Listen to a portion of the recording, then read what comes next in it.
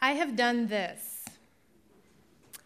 I have substituted a swimming pool for my children's bath. Yes, it's true. Some evenings when it comes time to get ready for bed, I assess whether or not my children need a good bottom soaking.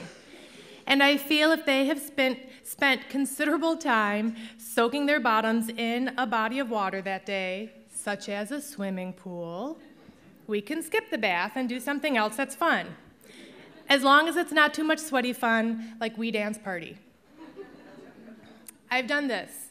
I've let my children eat food that has fallen on the floor.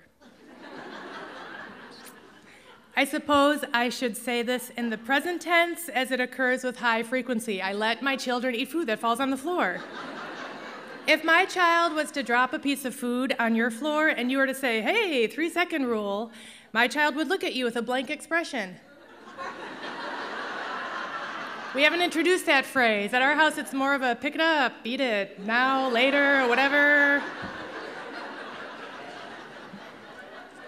Of course, there's the exception.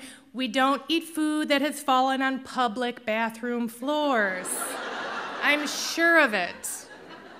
However, I cannot even picture a time when I was in a public bathroom with my children and they were eating food. Or maybe we have, I can't remember everything. But if that happens, I assure you I will not let my children eat it. I've done this. I've licked my newborn baby's hair.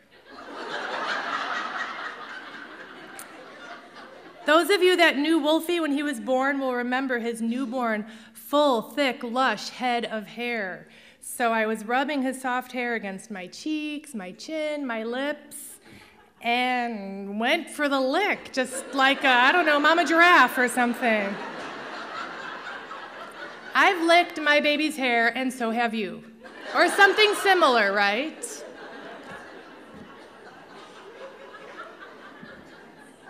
I've done this.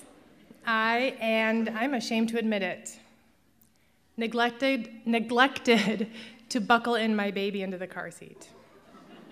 I only did this once, okay? I was so frazzled upon leaving a family event because of an interaction with a certain type of family member who just really pushed this new mama over the edge. Have you been there? Well, when we got home, I realized that he had not been buckled in, and we had driven on the highway for like an hour and a half. I felt awful, beyond awful, mother fail of the year, of the century. But then I allowed myself to blame that family member who put me into such a state of frazzleness. Now, yes, I know that I alone am responsible for my own actions, but come on, I gotta believe that some of you out there know where I'm coming from, and maybe, just maybe, you did something awful once, even though it wasn't your fault. Whew, that felt good. That's been bugging me for 6.5 years. I've done this. I've gone weeks, maybe months, without washing my children's bedding. Geez, give me a break. There's just so much other stuff to wash that sometimes I completely forget about their bedding. There's just so much to remember about being a perfect mother that sometimes I completely forget all this perfect mother stuff I'm supposed to be doing on a daily or weekly or monthly basis. I've done this. When my baby was a newborn, I would inhale deeply his neck cheese funk.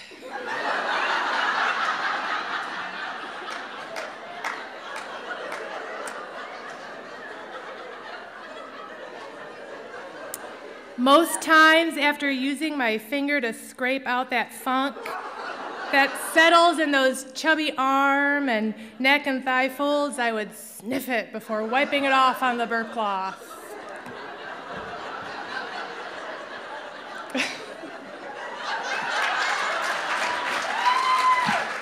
My husband, oddly, doesn't appreciate this odor. Must be a mom thing. I've done this. I've been able to tell what time it is by the behavior of my breasts. And breastfeeding moms and partners to those who nurse know what I'm talking about. And I've ditched the elaborate homemade Halloween costume project the day before Halloween due to either procrastination or the fact that I haven't used my sewing machine in 7 years and thought I could just unearth it and remember exactly how to use it and make a costume without any sort of pattern.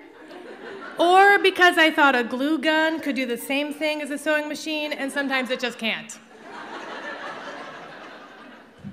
And finally, I have left for work in the morning only to have already secretly called in sick, then checked into a hotel room for the day just so I could take an uninterrupted nap.